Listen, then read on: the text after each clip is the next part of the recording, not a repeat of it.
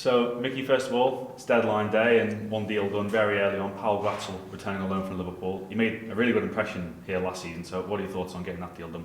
Yeah, just for all the reasons you just gave there, we know how good a player Paul is. We know that the problems that we've got to overcome, which is consistently get him on the pitch, but we believe we're doing all we can working side by side with Liverpool in order to try and make that happen. So no, we're delighted to have Paul here. He had a really good impact on the pitch and around the place every day. Really enjoys working with him, and we're looking forward to seeing him perform for us again. Given the problems last year in terms of getting him fit and his season ending early through injury, is there a bit of a feeling that he's got unfinished business here? I don't know about that. I don't think it's unfinished. No, I think that's a bit harsh. I think we're getting a good player. Yeah. We're getting a Liverpool player. We're getting a good player. We're getting a player who we know how he functions and he knows how we play. He knows the environment and what he's coming into. So it's just it's a no-brainer for us. We're really delighted, like I say, to have him here. Now the big challenge is for us to keep him on the pitch now, because we know what a talented player that he is. And we've got a couple more hours to go until the deadline. Can we expect any more movements either coming in or going out? Well, we're hoping so. We've got a few bits going on that we want to try and get over the line. So we're working now to try and shift and shape a few things around to try and make them happen. So hopefully over the next few hours we might have some more bodies in the building, because we do need it. We need some more options and more first team ready players to come in and help us move forward. So if you get everything done that you want to get done in the next few hours, when 11 o'clock comes and the window slams shut, how happy, how satisfied will you be with the squad you've assembled before January, obviously the next window? Oh, we'll be pleased if we can get the players in that we want, and we can keep the group fit and get the injured players back again. We will be pleased with that. We should be winning games of football at this level, that's for sure. So no, we'll be pleased. We've obviously got a lot of work to do. We've got to get the injured players back and keep the players that we've got fit, as every other club has to do. But we've probably got more than our fair share of injuries at the minute to players that we know that we come in and make a big impact. Over the last week or so, you've spoken about the emotional side of the game, especially after the Newcastle match as well in the Cup. For the squad as a whole, how important is it in terms of understanding those standards that they played with against Newcastle, but how important is it to understand those standards if they didn't understand them already? Well, that's just football, and that's just part of their development. A lot of them have got me for the first time as a manager in the coaching group. It's the first time as their coaching group, so they will understand that that's what we demand here of them, is that consistency. We're trying to get that consistency of performance. I think demand is quite an aggressive word for it. We just expect to be able to, us as a coaching staff, is to try and get the players to understand that there's a certain level to be reached and maintained in order for us to be satisfied that we're at a good place. But even then, we keep moving it forward and keep trying to make them better all the time. That's what we'll try and do. But they're getting to know us and we're getting to know them, and but we're moving it forward. That's for sure. It's moving forward, and they're getting to understand what we're meaning and why it's so important to accept that you have to find consistency to be a footballer for Tranmere. So that's what we're driving into at the minute. And we've just spoken to Josh Hawkes as well. He said consistency quite a few times to us as well. First league start of the season since the opening day for him, and first league goal of the season as well for him. How much could that goal do for him going forward, do you think, in terms of finding that consistency? Well, hopefully a lot.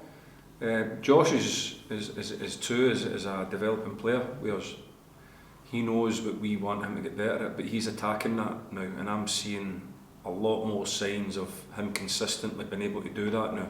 I'm having to remind him less now of the stuff that I want him to get better at, because I know he's very capable at it, and if he's got to become a better player, he has to get better at it.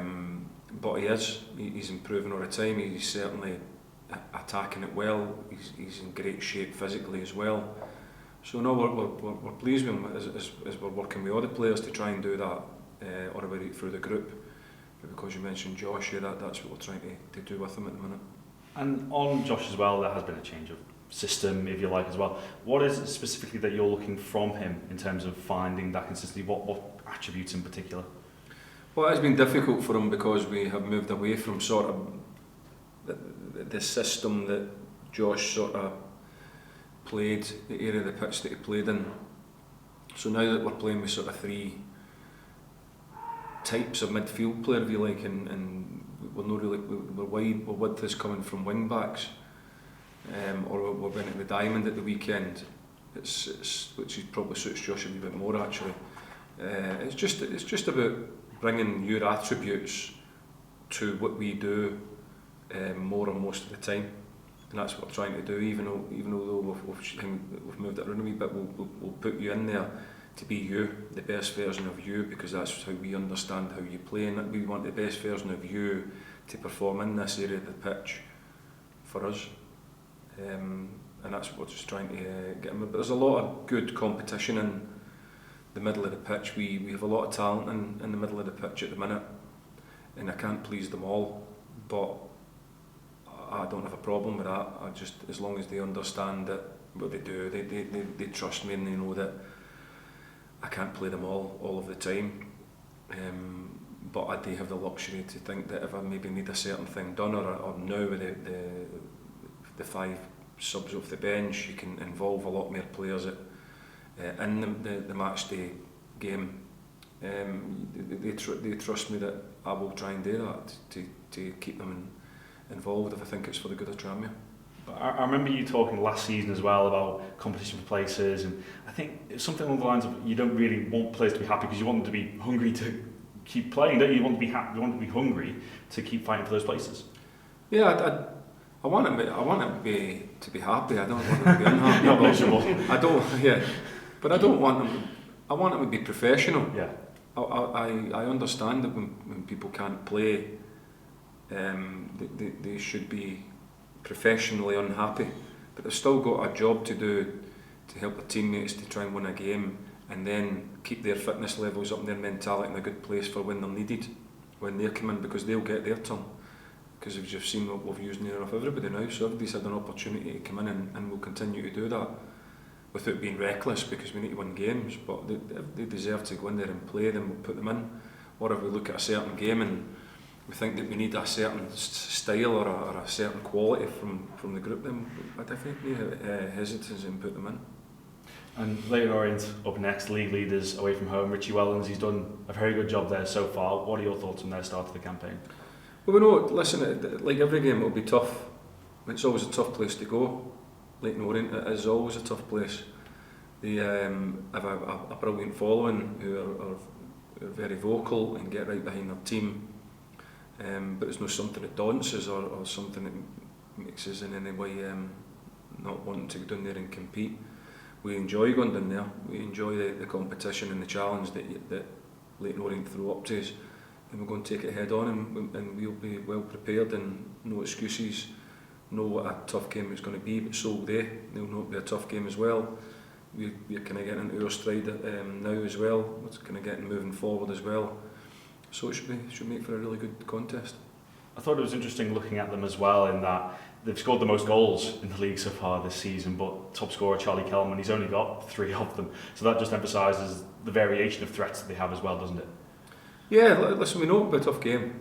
So, and we know they've got goal scoring threats.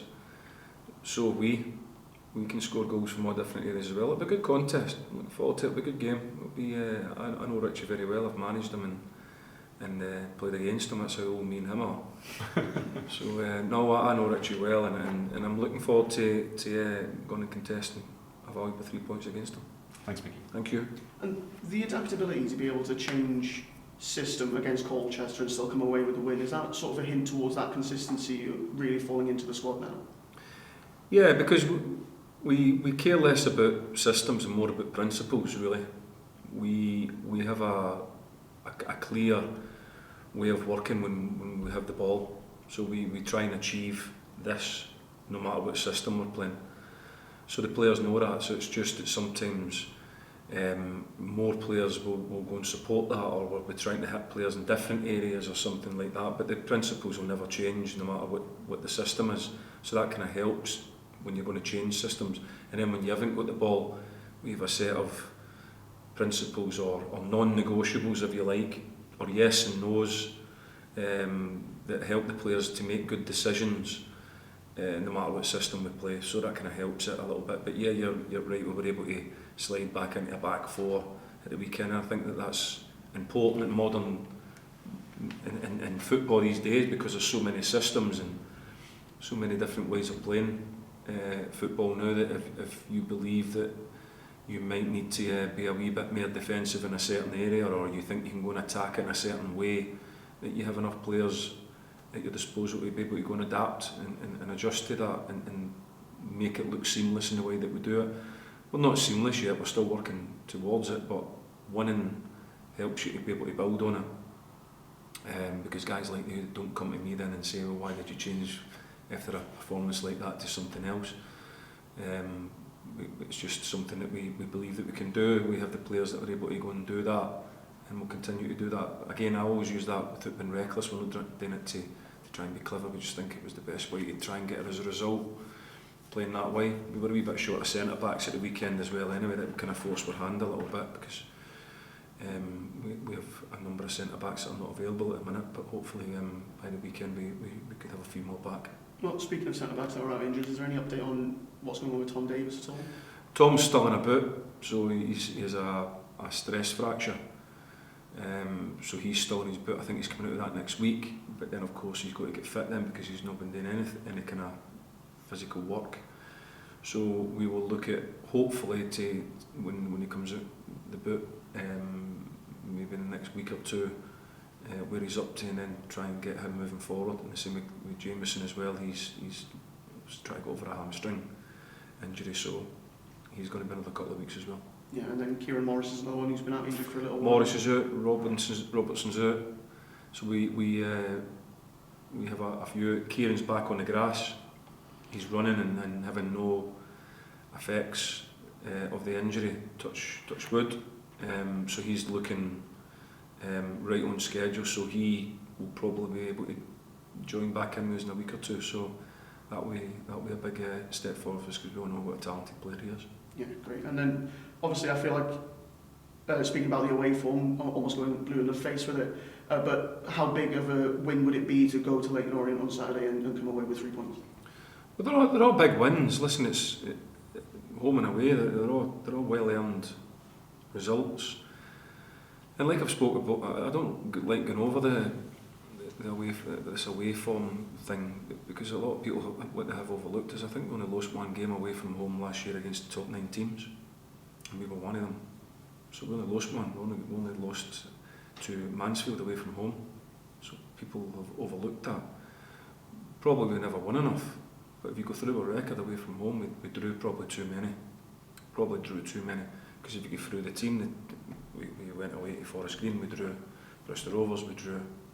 You go right through the whole top end. Port Vale away, we drew. So all the way right through the whole of the top 9. It's sometimes a wee bit lazy to say that we've not won enough games away from home. I agree with that, but we haven't lost that many. What we've got to be able to do now is, like we went to Exeter and beat Exeter. So you've just got to be careful about trying to build something on us that maybe isn't quite there. We understand that we need to get a wee bit more. We need to improve in terms of winning games away from home and doing, a wee bit more stubborn at times. If we're talking about this season, Newport really disappointed me this year, and I couldn't defend that for us. But we have to just keep going and keep trying to find a way of winning away games, whereas last season we probably drew too many. That's what I would say. But if you dare look through the records, and I want to go on record now and say this to you, my mate Slipknot, we I think only lost against the top 10. I think we only get beat by Mansfield. Was that right, Bob? I think it was only Mansfield that beat us. So I think if we went into this season and said by the end of the season, Micky, if you've only lost one game away from home, to the top 10, I'd say, yeah, I would take that, but I would like to win more of them. Definitely like to win more of them, because I think that would have been the difference between us going into the playoffs and not. So we've got to definitely got to try and win more away from home, and Saturday gives us the opportunity to go and do that, so we'll go and attack that and try. We don't change anything, by the way, in case anybody thinks we suddenly go, listen, we're away from home, lads, let's get a draw. No, we don't. No, we don't. We don't change anything. We still attack it the way that we would play at home. We've got to stop getting away sloppy goals away from home, and try and gain some, as you quite rightly say, gain a really valuable victory on Saturday, and a really valuable 3 points. We're going to attack it, we're going to have a go.